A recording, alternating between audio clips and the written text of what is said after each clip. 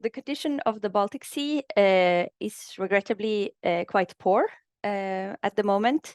And over the last 10 years or the last decade, we haven't seen a vast amount of improvement, but there are many reasons for this.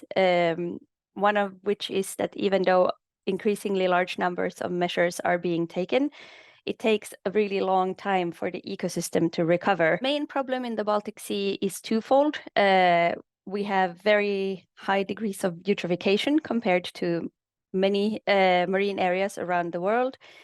And the second kind of prong of this fork is hazardous substances.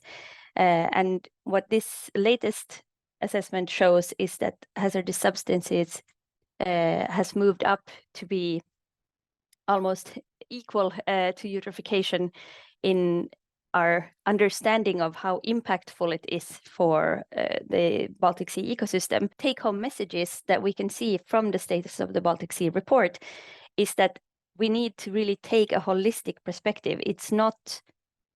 We're not going to get across the finish line by putting all of our efforts on one topic or another topic. We need to look at these together and see, okay, if we're addressing eutrophication, then what can we do to also address hazardous substances? Because both of these are affecting the ecosystem. Because if we only address one, then we will not get good status, even if we would put all of the measures needed in place to address that one topic.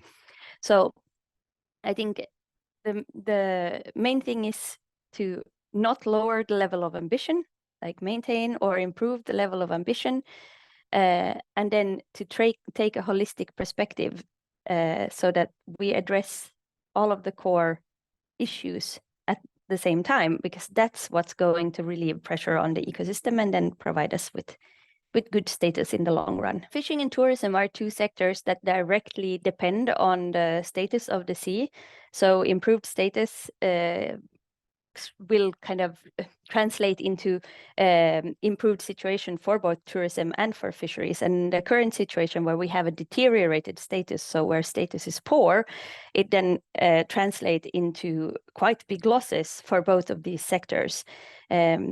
In fishing, we can see that we have stock collapses across most of the stocks and the entire Baltic Sea region. For tourism, poor status is translated into losses that, for example, algal blooms is stopping people from using the Baltic Sea as a tourist destination, or there are certain times of the season where it's not possible to use the sea and so on. That also translates into actually losses of billions for the tourism industry on an annual basis. So good status would be beneficial for both of these sectors.